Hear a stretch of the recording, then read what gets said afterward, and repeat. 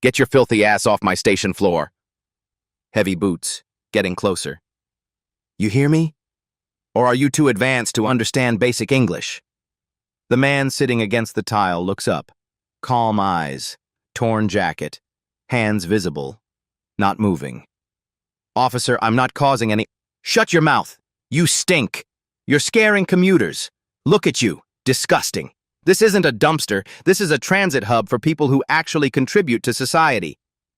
Sir, I apologize. I'll move if. A laugh. Cold. Mean. You don't get ifs. You get what I say. Stand up. Now. Or I'll make you stand up. Platform 3.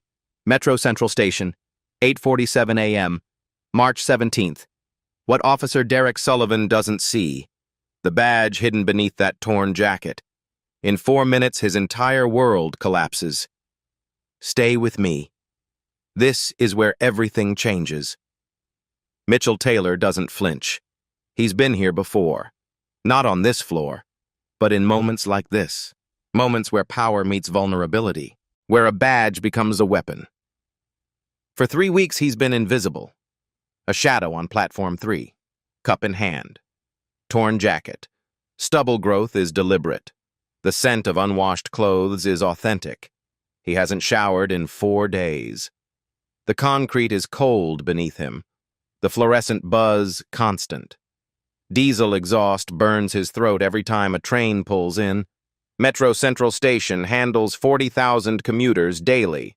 12-hour shifts, 4 platforms, 3 coffee kiosks, 1 police substation tucked behind the ticket booth. Not one commuter has looked him in the eye for 19 days. Mitchell watches them. They watch their phones. This is his specialty. Pattern recognition. Behavioral tracking. He's spent 12 years with internal affairs, but the last 8 focused on one thing: systemic abuse disguised as policy. The cases no one wants to touch. The complaints that vanish before they reach investigators. 3 months ago, the commissioner handed him a file. Metro PD Central Division. Complaint suppression suspected. Civilian lawsuit pending. The numbers told a story. 127 excessive force complaints filed between 2021 and 2024. 113 dismissed. 89% clearance rate. The highest in the city, too high. Mitchell's assignment: embed, observe, document, prove pattern, not coincidence. So he became what Sullivan and officers like him see every day, but never truly look at. Disposable, forgettable, less than human. The station's unofficial policy calls it quality of life enforcement. The transit authority turns a blind eye. Officers sweep the platforms twice per shift, move the homeless along, keep the commuters comfortable, protect revenue. Mitchell has watched it happen 63 times in 3 weeks. Different officers, same script. Sometimes verbal warnings, sometimes threats. Twice, he witnessed physical removal, hands on collars, shoves toward exits. No arrests, no paperwork, just power. Officer Derek Sullivan works this beat 4 days a week. Monday, Tuesday, Thursday, Friday. 8 a.m. to 4 p.m. 11-year veteran, patrol division. No public disciplinary record, no commendations either. Average. Except Mitchell has been watching Sullivan for 19 days now. And Sullivan isn't average. He's careful, tactical. He targets the ones who won't fight back. The elderly, the mentally ill, the ones without phones or witnesses who care. He escalates slowly, tests boundaries, sees how far he can push before someone pushes back. No one ever does. Sullivan's hand stays near his baton during confrontations. His voice rises in calculated increments. He positions himself between the target and exit routes. Classic dominance behavior. Taught in academy, then twisted. Mitchell has documented 32 interactions, voice recorder in his jacket lining, notes memorized, written later. Patterns emerging like constellations. Sullivan never activates his body cam for minor encounters.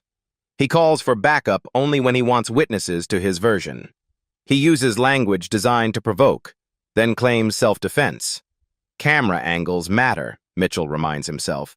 Not just what happens, but who sees it, and from where. Yesterday, Sullivan confronted an elderly woman with a shopping cart, told her she was creating a hazard, threatened arrest. She cried. He laughed. When she dropped her cart and shuffled away, he kicked it. Contents scattered. No one helped her pick them up. Mitchell watched, recorded, waited. Because this isn't about one old woman or one homeless man on Platform 3. It's about a system that teaches officers they're untouchable, that the badge grants immunity, that some people don't matter. Sullivan's shift starts in 4 minutes. Same routine. Coffee from the kiosk. Patrol the platforms. Target the vulnerable. Mitchell shifts against the tile. His ribs already ache from the concrete. 3 weeks of this. 3 weeks of cold floors and hostile stares and invisible existence. But today, Sullivan finally sees him. And everything Mitchell has built toward, every documented interaction, every recorded threat, every pattern mapped, comes down to the next 6 minutes. Sullivan's boots echo across the platform. Heavy, deliberate, the sound of authority announcing itself. Mitchell keeps his eyes down, hands visible, non-threatening. The boots stop, right in front of him. "You don't belong here." Mitchell looks up, slowly. His eyes meet Sullivan's. "Officer, I'm just waiting for—" "Did I ask what you're doing?" Sullivan's voice rises. Commuters slow, watching, not stopping. "I told you what you're doing. Loitering, making paying customers uncomfortable." Mitchell keeps his hands visible. "I understand. I can move to—" "You can move out." Sullivan steps closer. His shadow falls across Mitchell. "How long you been sitting here?" "Maybe 20 minutes. You buy a ticket?" "No, sir." "No, sir." Mocking. "So you're trespassing. You know what we do with trespassers?" A white man in a suit stands 10 feet away, also waiting. No ticket visible, phone in hand. Sullivan doesn't glance at him. "Officer, I apologize if you what?" Sullivan's hand moves to his baton. "If you broke the law, you don't get to apologize. You get what I decide you get." Mitchell's voice stays level. "What would you like me to do?" "I'd like you to stop stinking up my station. Get a job instead of begging. Look in a mirror." Sullivan leans down, close. "But since you clearly don't have self-respect, I'll make it simple. Stand, up, walk, away." The crowd grows, phones out, some filming. Sullivan adjusts his stance. This is performance. Mitchell rises, slow, hands visible. "Thank you, officer. You'll what?" Sullivan blocks his path. "Apologize? Promise to do better? I've heard it 1,000 times from people like you. People like me. Yeah, people like you." Sullivan's face hardens. Lazy, entitled, always wanting handouts. "You think anyone here wants to see you? Smell you?" A woman's voice, quiet. "Officer, he's leaving. Just let him—" "Ma'am, step back. Police business." Sullivan turns back. "Are you still here?" "I'm moving. I just need to—" Mitchell reaches for his cup. "Don't." Sullivan's hand goes to his gun. Fast. "Hands where I can see them." Mitchell freezes, hands up. The crowd gasps. "It's just a cup. I decide what it is, not you. I am in control here. Me." Sullivan circles him. "You know what I think? You're on something. Eyes look glassy. That's drugs talking." "I'm not—" "Shut up. Suspected narcotics, public intoxication. That gives me probable cause to search you. Run your name for warrants." Mitchell says nothing. "What? No smart mouth now? Sullivan smiles. Cold, suddenly respectful when consequences show up. He addresses the crowd. This is what happens when we tolerate this. They multiply. Take over. Pretty soon you can't use your station safely. An elderly black man speaks. He wasn't bothering anyone. Sullivan's head snaps toward him. Sir, unless you want to join him in custody, mind your business. The old man falls silent. Last chance. Walk away, right now. Mitchell takes one step. Sullivan's boot comes up, fast, catches Mitchell's ribs. Mitchell hits the tile, hard. The sound echoes. Crowd gasps. Resisting, Sullivan announces, loud. The subject refused lawful orders. Physical intervention required. Mitchell stays down, cheek against cold tile. His right hand moves toward his inner jacket pocket. Sullivan's hand goes to his gun. I said don't move.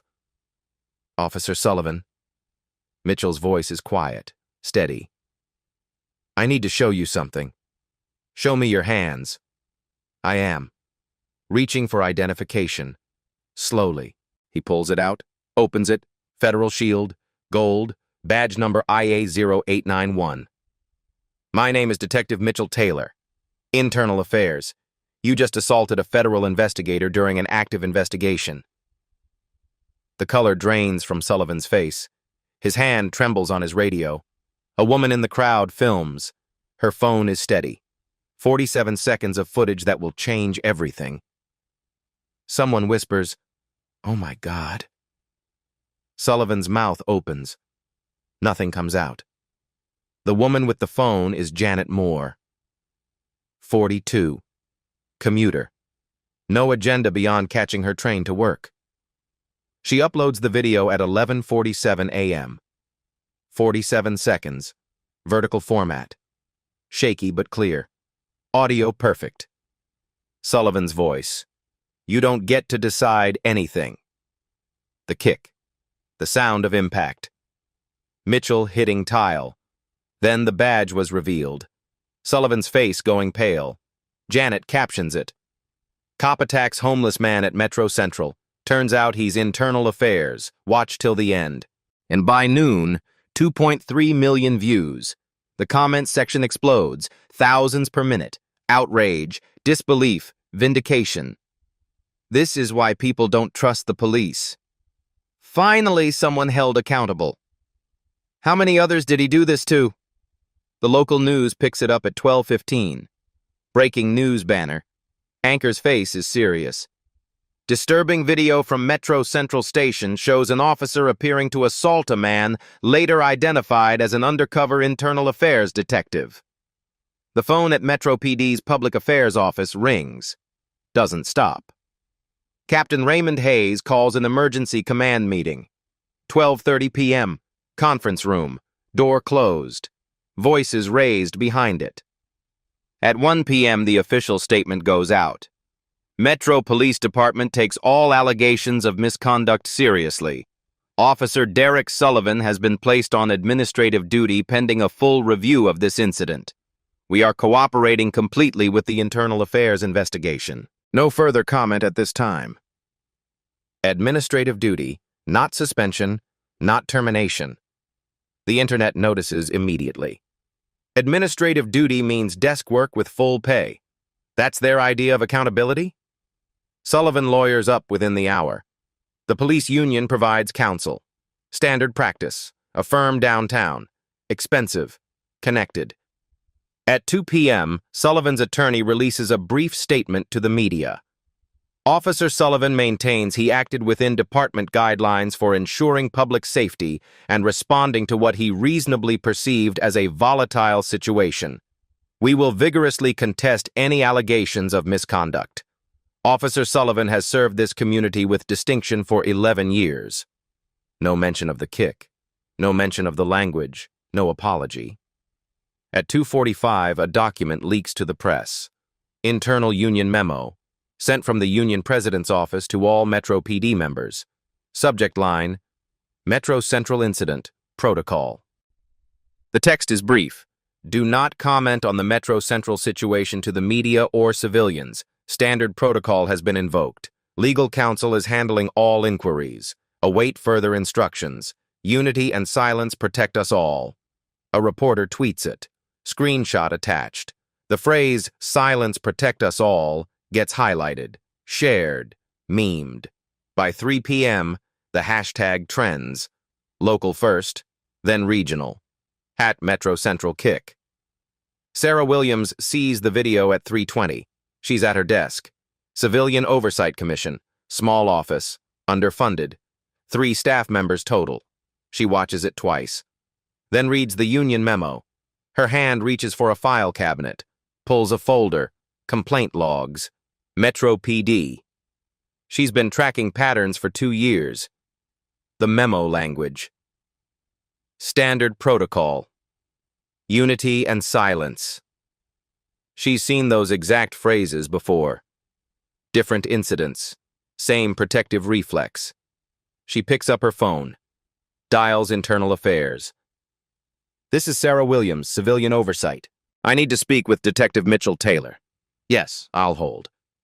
By 4 p.m., 3 witnesses come forward publicly. Janet Moore gives an interview, standing outside the station, confident, clear. I saw the whole thing. The man on the ground, Detective Taylor, he wasn't doing anything wrong. He was calm, polite. The officer escalated everything.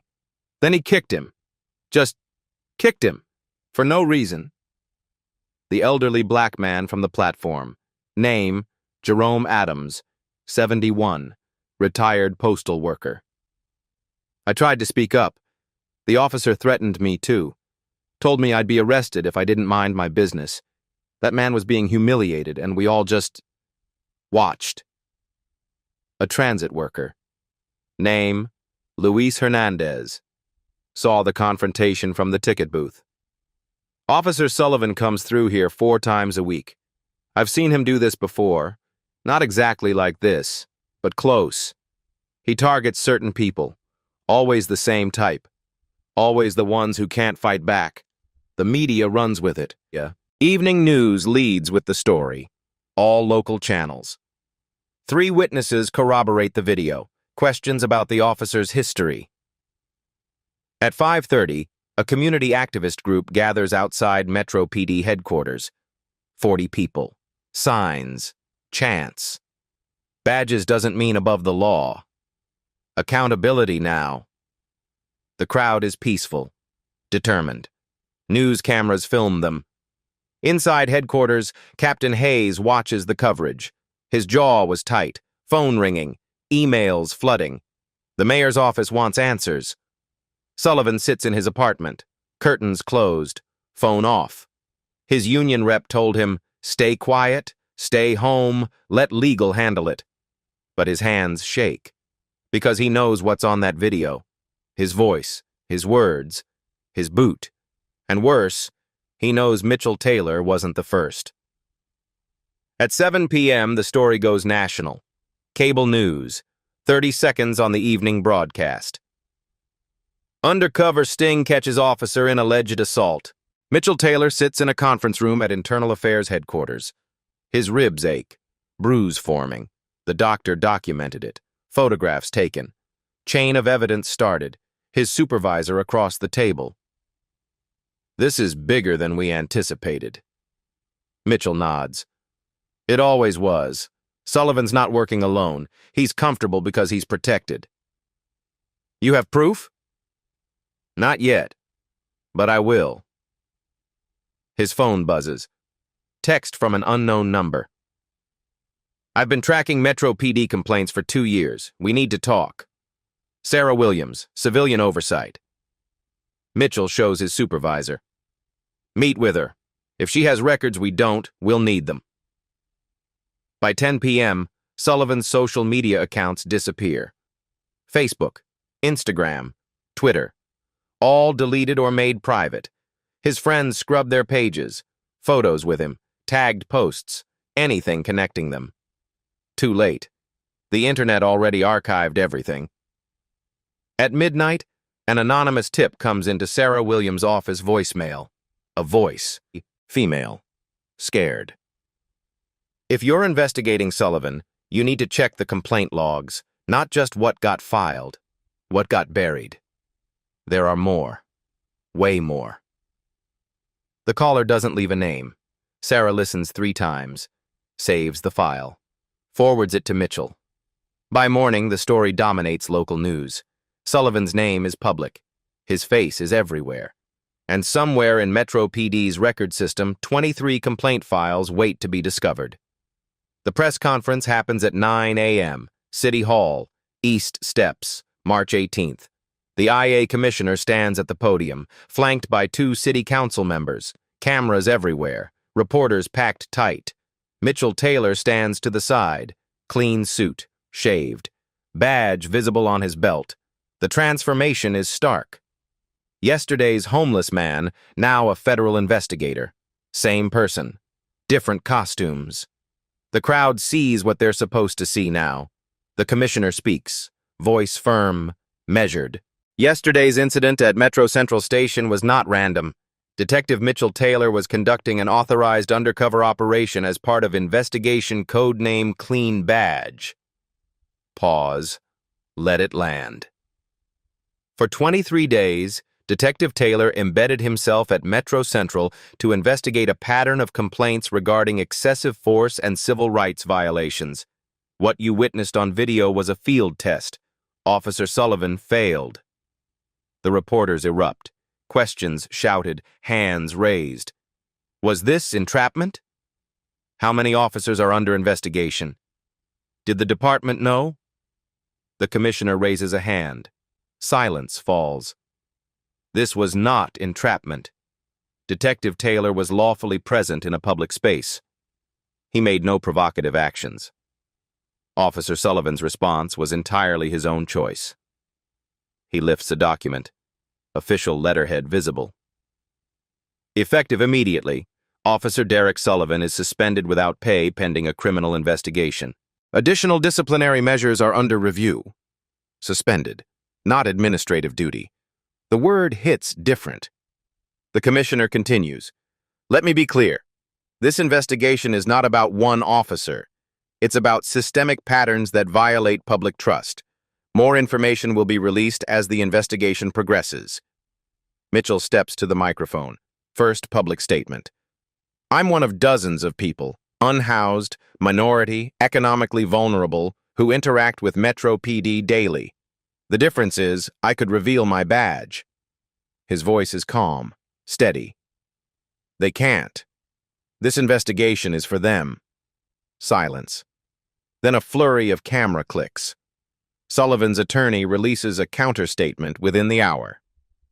This was an orchestrated setup designed to entrap a dedicated public servant. Officer Sullivan believed he was conducting lawful enforcement. The so-called investigation violates his due process rights. We will pursue all legal remedies, including a federal civil rights lawsuit against the city. The word entrapment trends on social media. Arguments explode. Cops always claim setup when they get caught. But seriously, is this legal? Who cares if it's a setup? He kicked him. That's the point. At Metro PD headquarters, the atmosphere is toxic. Officers cluster in hallways, whispered conversations, paranoid glances. How long was he there? Did he record us? Who else is undercover? Trust disintegrates. The unspoken rule, protect each other, suddenly feels dangerous. Captain Hayes calls a closed-door meeting. Command staff only. His voice carries through the door. We have a PR nightmare. Media everywhere. Politicians demanding answers. I need to know who else has had contact with this guy. Silence. Then murmured denials. Nobody talks to the media.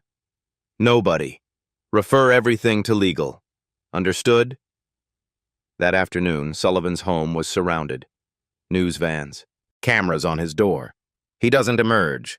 His neighbors give interviews.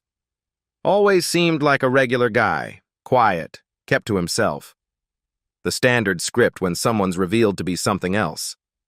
By evening, 3 additional complaints are filed against Sullivan. Citizens emboldened by the video, the floodgates cracking.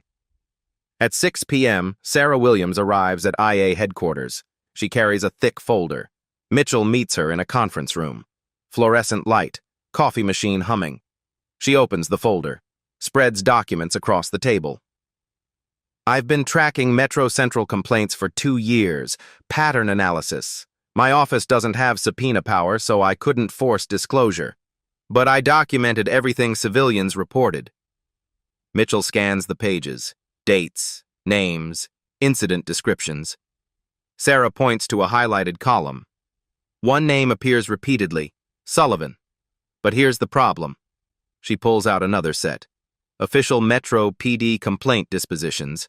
23 complaints filed against Sullivan between 2019 and now.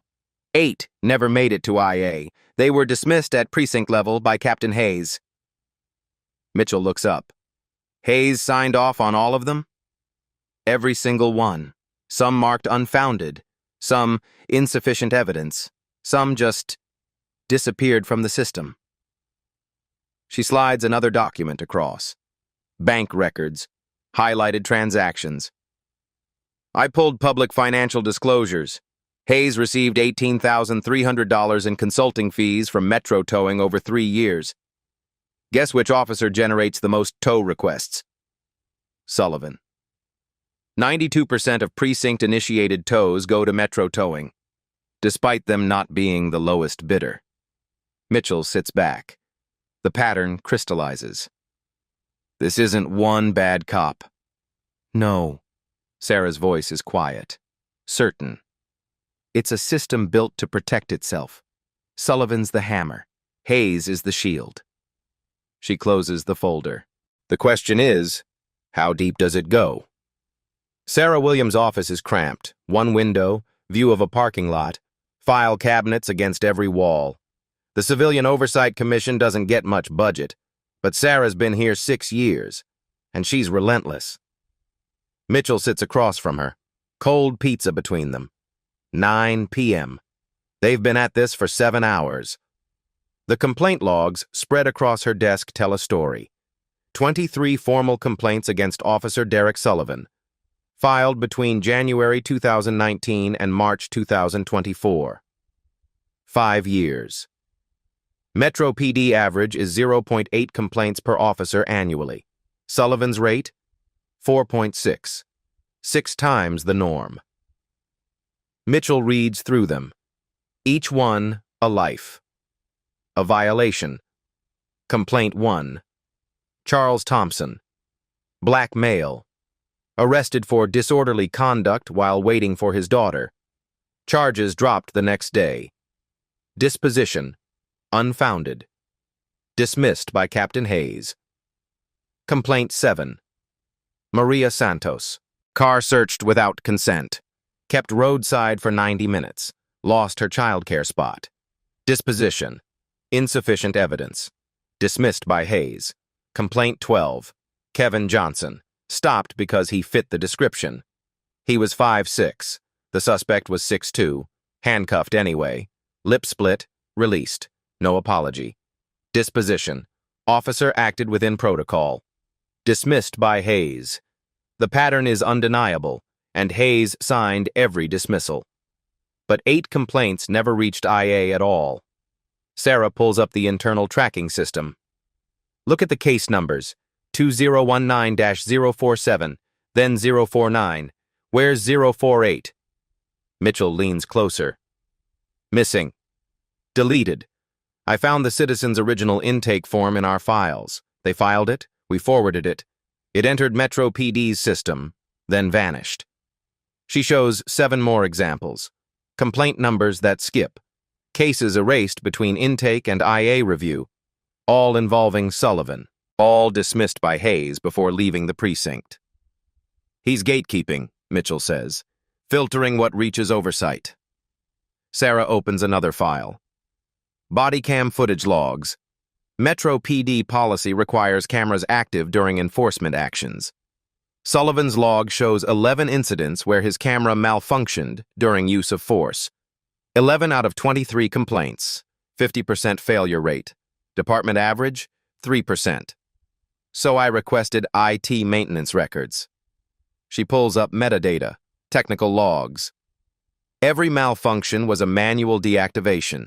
Camera turns on at shift start, works fine. Then, right before the incident, signal stops. Not battery failure, not hardware failure. Someone pressed the button. Mitchell traces the pattern.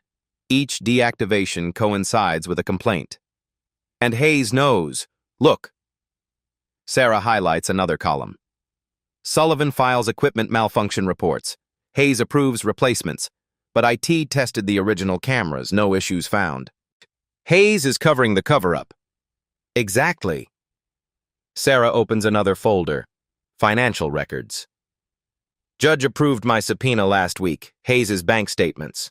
She spreads them out, highlights certain deposits. Metro Towing LLC, $18,300, paid to Hayes as consulting fees between 2021 and 2024. Mitchell examines the dates. Regular payments, $500 here, $800 there, always below reporting thresholds. Metro Towing is owned by Anthony Caldwell. He and Hayes went to high school together, friends for 30 years. She opens a city procurement database. Metro Towing won 92% of precinct-initiated tows over 3 years, even though they're not the cheapest. The bid comparison. Metro Towing bid $140 per tow.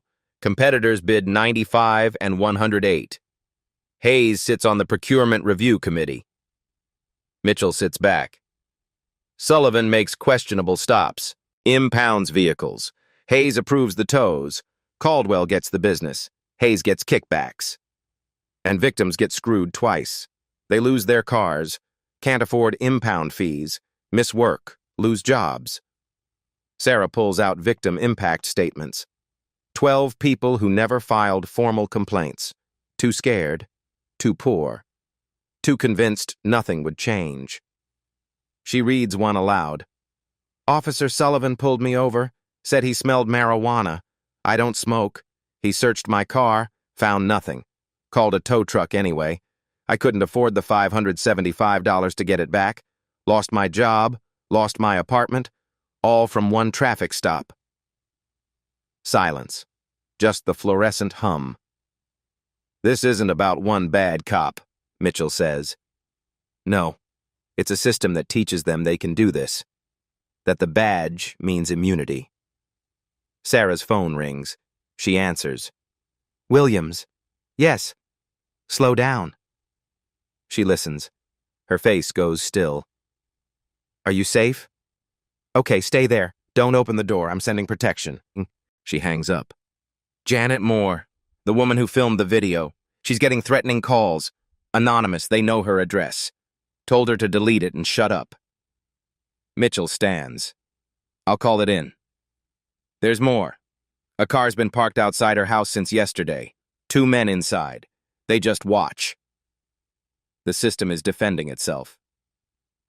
Mitchell makes the call. Protection detail authorized. But he knows. Trusting Metro PD to protect a witness against Metro PD is a problem. He contacts the ACLU instead. By midnight, they have a legal team committed. Pro bono. By 1 a.m., an envelope arrives. Slipped under Sarah's office door. No return address. Inside, photocopies of 8 more complaint forms. The missing ones. The deleted cases. A post-it note. Handwritten. Block letters. There are more of us. A friend inside. Someone within Metro PD is feeding them evidence. Sarah and Mitchell examine the documents. Each one a victim. Each one dismissed. Each one is buried. We need to reach these people, Sarah says. Give them a chance to be heard. Some might be too scared. Some will be ready. They've been waiting for someone to believe them. Mitchell checks his watch. 1:40 a.m. If we move too fast, evidence disappears. Too slow, witnesses get intimidated. Then we move smart. Build a case so airtight they can't dismiss it. They work until 3 a.m., building a timeline, cross-referencing complaints with tow records, mapping the financial trail. By dawn, the picture is complete. Sullivan, the enforcer, targets vulnerable populations, generates arrests and tows. Hayes, the facilitator, dismisses complaints, covers evidence, profits from the scheme. Caldwell, the beneficiary, gets the contracts, kicks back to Hayes, a triangle of corruption, built on people who couldn't fight back. Until now. If you've ever felt powerless against the system, drop a comment. This next part proves why we can't stay silent. The union announces the lawsuit at 8 a.m. March 19th. Federal courthouse steps. Sullivan's attorney was flanked by union representatives. Metro Police Union is filing a civil rights lawsuit against the city for unlawful entrapment and violation of Officer Sullivan's due process rights. This orchestrated sting operation violated established protocols and targeted a decorated officer with a manufactured scenario. The word decorated hangs in the air. Sullivan has no commendations, no awards. But facts don't matter now. This is about narrative. Officer Sullivan believed he was conducting lawful enforcement in good faith. The city's actions have destroyed his reputation, endangered his family, and violated his constitutional rights. We are seeking compensatory damages and reinstatement with back pay.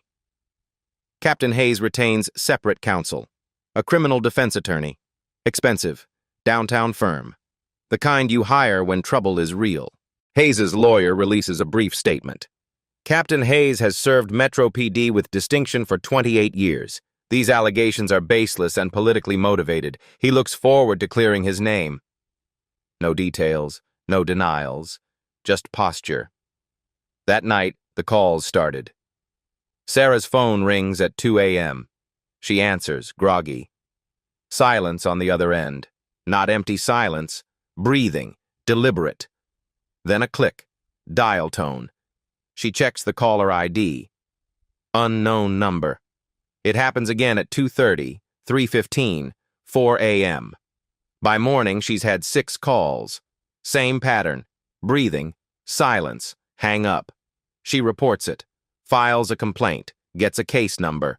Nothing more. At 7 a.m., she walks to her car, stops. The driver's side door, scratched deep into the paint. One word. Snitch. She photographs it, report it. Officers take a statement, dust for prints, find nothing. Probably kids, one officer says. Vandalism's up in this neighborhood. Sarah doesn't argue, but she knows. Mitchell gets followed that afternoon. He spots the tail immediately. Gray sedan, 2 occupants, staying 3 cars back, professional distance. He makes 4 turns, random pattern. The sedan follows. He pulls into a gas station. The sedan parks across the street, doesn't leave. Mitchell photographs the license plate, runs it, registered to a Metro PD officer, Luis Mendez, Sullivan's usual partner. He calls it in. IA opens an investigation into Mendez, but the damage is done. The message sent. We're watching you. Janet Moore receives the first text at noon, from a number she doesn't recognize. You made a mistake. Fix it while you still can. Then another. Think about your family. Bad things happen to people who don't mind their business. She screenshots them, reports to police. They trace the number. Burner phone. Dead end. ACLU assigns her protection, an escort to and from work. But she's terrified. Can't sleep. Every car feels like a threat. At 3 p.m., the key witness calls Sarah. His name is Isaiah Brown, age 56, one of the victims from Sarah's files. 2022. Sullivan arrested him for jaywalking, slammed him against a squad car, fractured rib, complaint filed, dismissed. Isaiah agreed to testify 3 days ago. Now his voice shakes. I can't do this. I'm sorry. I thought I could, but they know where I live. Sarah's heart sinks. Isaiah, we can protect you. We have resources. They were outside my house last night, just sitting there in a police car, uniform visible. They wanted me to see them.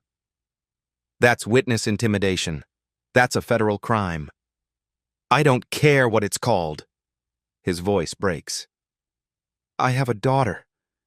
She's 8. I can't risk her. Sarah closes her eyes. I understand. If you need to step back. I'm not stepping back. I'm out. Completely. Don't contact me again. He hangs up. Sarah sits in silence, the weight of it crushing. She's asking people to risk everything, and the system is proving exactly why they're afraid. Mitchell arrives at her office an hour later. She tells him about Isaiah. We're losing them, she says. The threats are working. Then we work faster, build the case strong enough that individual testimony is corroborated by documentation. Documentation can be destroyed. Not if we copy everything. Store it off-site, multiple locations. Sarah nods, but doubt creeps in. What if we're making it worse for them? All these victims. What if exposing this just brings more pain? Mitchell sits across from her. I asked myself that on day 15, sitting on that platform, watching Sullivan humiliate people, and I realized doing nothing guarantees it continues. Fighting back at least gives them a chance. That evening, the mayor's office applied quiet pressure. The city manager calls Sarah's supervisor, suggests, maybe this has gone far enough. Costly litigation, public division, officer morale issues. Perhaps a settlement is more appropriate than continued escalation. Translation: back off. Sarah's supervisor relays the message. I'm not telling you to stop, but I am telling you the political will is weakening. Through his attorney, Sullivan maintains his innocence. Officer Sullivan acted within department guidelines for securing public spaces. We will vigorously contest these charges. This prosecution is an attempt to scapegoat one officer for systemic issues beyond his control. Online harassment intensifies. Sarah gets doxxed. Her home address was published on fringe forums. Comments calling her a traitor, a cop hater. Worse, she installs security cameras, changes her routine, stops jogging alone. Mitchell's IA supervisor warns him. The union is powerful. If we don't have airtight evidence, they'll destroy us in court, and you personally. They'll come after your career, your pension, everything. Late at night, Sarah's office. She and Mitchell are surrounded by files, evidence, testimony. What if we can't win? Sarah asks. Quietly, honestly. Mitchell doesn't answer immediately, because the question is fair. Then we finish what we started. We make sure it means something. Document everything. Even if we lose, the next investigators have a foundation. Sarah nods, but exhaustion shows. Her phone buzzes. Text from unknown number. She opens it. Her stomach drops. A photo.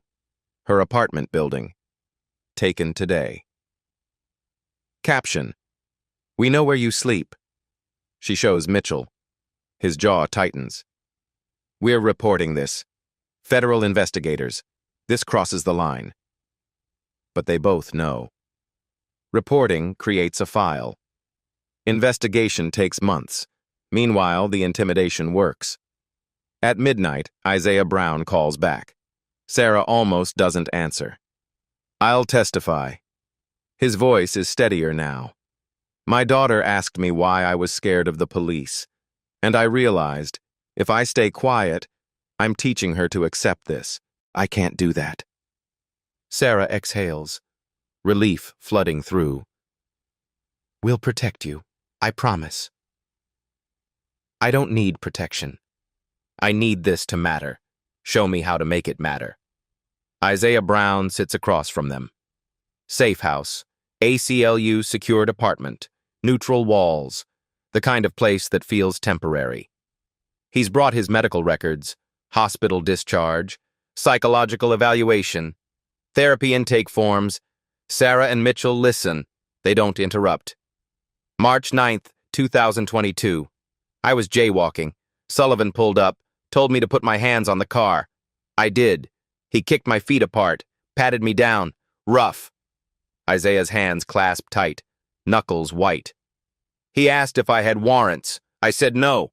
He didn't believe me. Called it in. Dispatch confirmed. Clean record. No warrants. His jaw tightens. He got angry, like I'd insulted him by being innocent. Grabbed my arm, twisted it, slammed me against the hood, face down, metal hot. I felt something crack. He touches his left side. Ribs. ER said fractured rib. 6 weeks recovery. I'm a delivery driver. Can't drive with broken ribs. Lost my job, lost my apartment 3 months later. The medical records confirm it. Fractured 7th rib. Pain management prescribed. But there's another document. Psychological evaluation. I started having nightmares. Same one. Every night. Sullivan's face, his hand on my neck. I'd wake up sweating, heart racing. My daughter would hear me. She's 8. She'd come to my room, ask if I was okay. He stops, swallows hard. Then she started asking why I cross the street when I see police. Why do I tense up at sirens? Silence. Heavy, full of weight. The evaluation reads, PTSD, post-traumatic stress disorder, triggered by law enforcement encounters, ongoing therapy recommended. I can't afford therapy. I go to a free clinic, once a month. It's not enough. Mitchell speaks carefully. Why testify? After all this, after the threats. Isaiah looks at him, direct. Because yesterday my daughter asked, Daddy, are police the good guys or the bad guys? And I didn't know how to answer.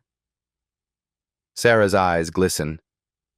If I stay quiet, I will teach her to accept this, to be afraid, to believe people like us don't matter. His voice hardens, resolve underneath. I won't do that. Mitchell thinks about the others. Maria Santos, lost custody of her son, still fighting 6 months later. Kevin Johnson, 19, split lip. Never got an apology, dropped out of college, the weight lands. This isn't about one kick. It's a decades-long pattern, thousands of moments where power crushed dignity. Sarah's voice is small. What if the grand jury doesn't indict? What if Hayes walks? Mitchell doesn't have easy answers. Then we've documented it. The next investigator has a foundation. Isaiah shakes his head. No, that's not enough. I'm not doing this for documentation. I'm doing it so my daughter doesn't have to. The shift happens. Not dramatic. Quiet. But real. From despair to determination. Sarah sits straighter. Then we need the smoking gun, the receipt that makes indictment inevitable. Mitchell nods. It's out there. His phone buzzes. Unknown number. He answers. A voice. Male. Scared. Detective Taylor? I work at Metro PD. IT department. There's something you need to see, but we can't talk on this line. Mitchell's pulse quickens. What is it? Captain Hayes' body cam. From a different case. October 2023. You need to hear what's on it. Pause. Then. Meet me tomorrow, midnight. And detective? This ends Hayes. The vigil starts small. March 24th. 1 week after the video, Platform 3, Metro Central Station, 12 people, 12 candles, evening air, the smell of wax mixing with diesel. Then more arrived, 20, 50, 100. By sunset, 200 gather. They all have stories. Isaiah Brown steps forward first, microphone in hand, voice steady. My name is Isaiah Brown. March 9th, 2022. Officer Derek Sullivan fractured my rib for jaywalking. I filed a complaint. Captain Hayes dismissed it. He steps back. The crowd is silent, listening. A woman steps forward. Maria Santos. My name is Maria Santos. August 20th, 2020. Officer Sullivan searched my car without consent. I lost my childcare spot. Lost my son. I'm still fighting to get him back. One by one they speak. Each testimony is 90 seconds. Name. Date. What happened? Kevin Johnson. 19. Split lip. No apology. Janet Moore. Commuter. Filmed the video. Now receiving threats. Charles Thompson. Arrested for waiting for his daughter. 12 victims. 12 voices. Same officer. Same precinct. Same pattern of dismissals. The ACLU records everything. Audio files. Time-stamped. Legal evidence. Local media filmed the vigil. Cameras are respectful, not intrusive. Victims find voice after viral video runs on the evening news. Pastors arrive. Community activists. They stand with the victims. This is about dignity, one pastor says, about being seen as human.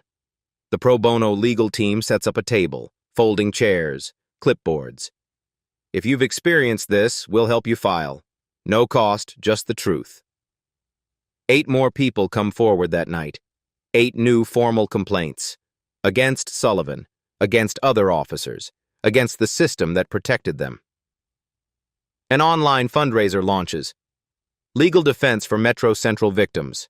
Goal, $20,000. For court costs, for therapy, for lost wages. It raises $34,000 in 3 days. National attention follows. The NAACP issues a statement. What happened at Metro Central is not isolated. It's systemic. We stand with these victims and demand accountability. The Department of Justice Civil Rights Division quietly opens an inquiry.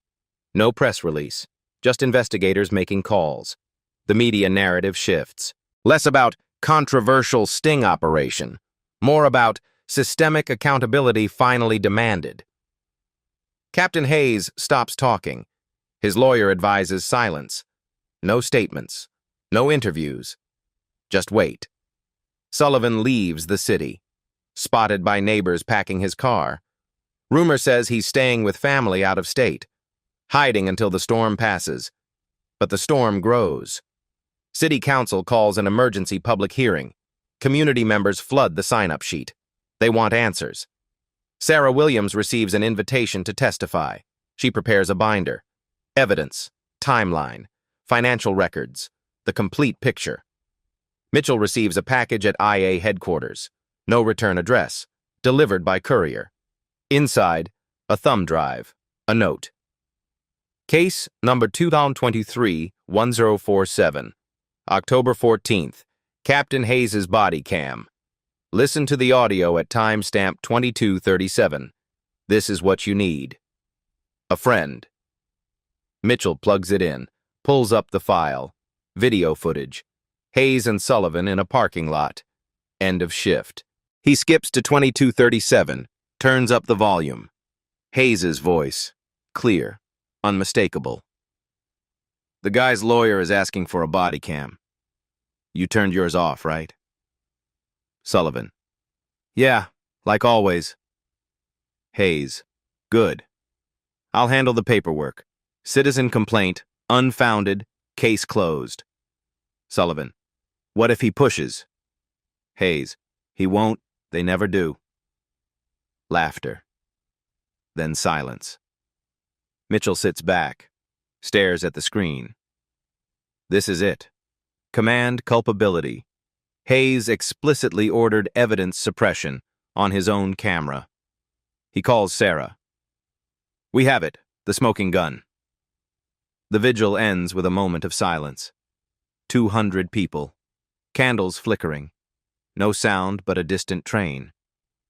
Isaiah stands in the crowd, his daughter holding his hand. She looks up at him. "Are we winning, Daddy?" He squeezes her hand. "Maybe. This time, maybe we are." Mitchell meets the whistleblower at a diner. 2 a.m. Empty except for the night shift waitress. The man wears a baseball cap, sits in a corner booth, back to the wall.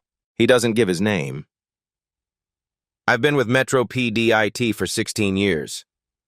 His voice was low, tired.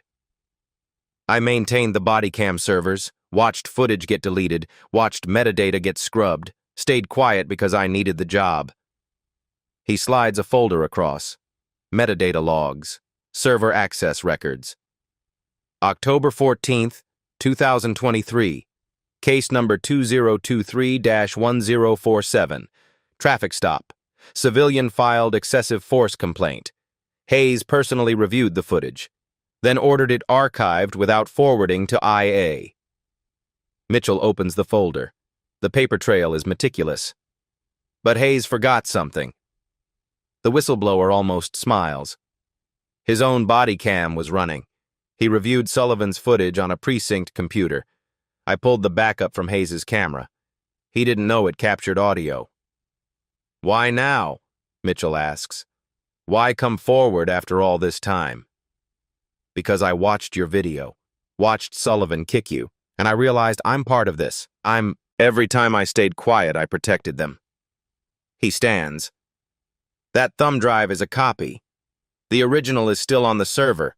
Chain of custody is intact. It'll hold up in court." He leaves cash for coffee he didn't drink. Walks out. Mitchell never gets his name. Back at IA headquarters, Mitchell assembles the team. Sarah Williams, the ACLU legal counsel, a federal prosecutor from the Civil Rights Division. They watch the footage. October 14th, 22:37 timestamp, parking lot. End of shift. Hayes and Sullivan beside their vehicles. Hayes: "The guy's lawyer is asking for a body cam. You turned yours off, right?" Sullivan: "Yeah, like always." Hayes: "Good, I'll handle the paperwork. Citizen complaint, unfounded, case closed." Sullivan: "What if he pushes?" Hayes: "He won't. They never do. And if he does, I know the guy who runs the tow company. We'll find something on him." Laughter, casual, comfortable, like they've done this 100 times. The federal prosecutor pauses the video. "This is command culpability. Hayes explicitly ordered evidence suppression, threatening retaliation." On his own camera. Sarah cross-references case 2023-1047. Civilian complaint filed by Jerome Williams. Alleged excessive force during traffic stop. Complaint dismissed by Hayes 3 weeks later. Marked unfounded. Jerome Williams gave up. Moved on. Never knew his complaint was buried. Until now. The legal team confirms. The footage is admissible. Metadata verified. Server logs show Hayes accessed Sullivan's footage that night. Chain of custody intact. "This changes everything," Sarah says. The prosecutor nods. We convene a grand jury. Federal civil rights violations, both Sullivan and Hayes. Within 48 hours, subpoenas are issued. The grand jury called. Federal courthouse. Closed proceedings. Hayes is notified. His attorney receives the summons. The charges outlined: obstruction of justice, conspiracy to violate civil rights, official misconduct. Sullivan faces additional charges: assault, falsification of records, civil rights violations. Hayes's lawyer tries to negotiate, offers cooperation in exchange for reduced charges. The prosecutor declines. The evidence speaks for itself. No deals. Metro PD goes into crisis mode. The police chief calls a press conference, announces full cooperation with federal investigators. 3 other captains are placed on administrative leave pending review of their complaint dismissal records. The system realizing the infection spread beyond Hayes. The union goes quiet. No lawsuits now. No press conferences. Just attorneys advising clients to invoke Fifth Amendment rights. Sullivan remains out of state. Unreachable.